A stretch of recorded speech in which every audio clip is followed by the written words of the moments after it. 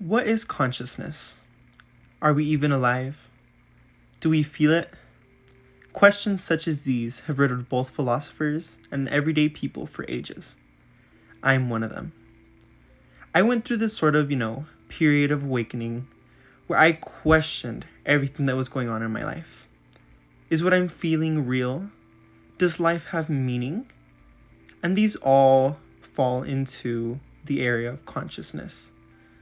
Is what we're experiencing connected to science? Is it connected to a higher being? Is it not connected to anything at all? I want to answer these questions.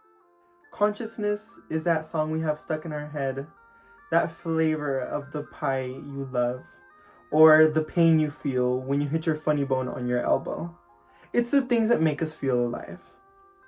It's so easy to experience and think about these things, but what's not so easy is explaining why they happen or how they're rooted in our objective world. The reason why many philosophers haven't been able to find an answer to this question is because consciousness is relative. I can't be thinking the same thing as my neighbor, my mother, or my brother. All our experiences are unique. None of us have the same collective experience. So trying to find an answer to this truth is a very complicated one. First people I'd like to recognize in this study of consciousness are Francis Crick and Christoph Koch. These two scientists try to connect consciousness to scientific knowledge. When you think of the brain receiving messages, where do they come from? They come from our spinal cord receiving messages from the nervous system, and this nervous system is connected to practically all our body, our eyes, fingers, mouth, everything, all our sensory organs. But what happens when the spinal cord is cut? We feel nothing. We're completely paralyzed. Our hands feel nothing. Our mouth feels nothing. Nothing is going to work. But many people with tetraplegia claim to still have feeling in the areas in which a traumatizing accident happened. And this puzzled the scientists for a while. They wanted to know what went on when this happened. This feeling that people with tetraplegia felt could never be answered. They don't have the limbs, so how are they able to still experience the feeling? They might have that muscle memory, but this isn't proved because all our knowledge is relative. The next person I'd like to, acknowledge in this study of consciousness is John Campbell. He tried to connect our experiences with the objective world, give terms to our forms of consciousness. He tried to, I would say simplify our consciousness into these simpler terms, but this turned out to backfire because since our knowledge is so complex, it'll be wrong to just dumb down our complexities into these simple terms.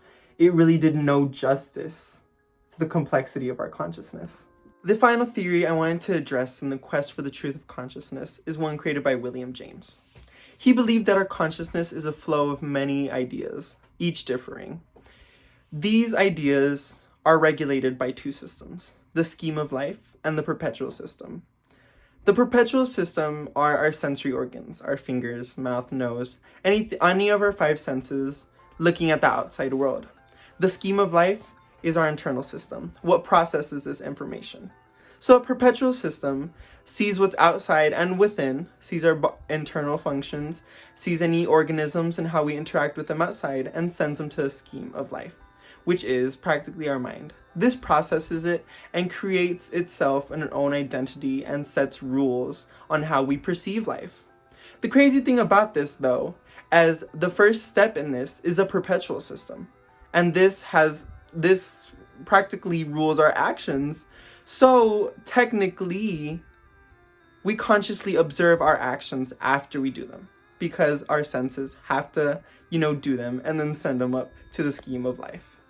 Although many try to have theories that try to explain our consciousness, I will say, in my opinion, it is a very difficult thing to do. And it isn't only in my opinion. Many philosophers agree that taking apart our consciousness and trying to put some terms into it is really complicated because our mind is great. Our mind is amazing. We'll never know the real truth of our consciousness. I just think we should admire the beauty of life, the beauty of our consciousness, the beauty of our inner psyche and its inner workings, even though we don't know what's going on up there.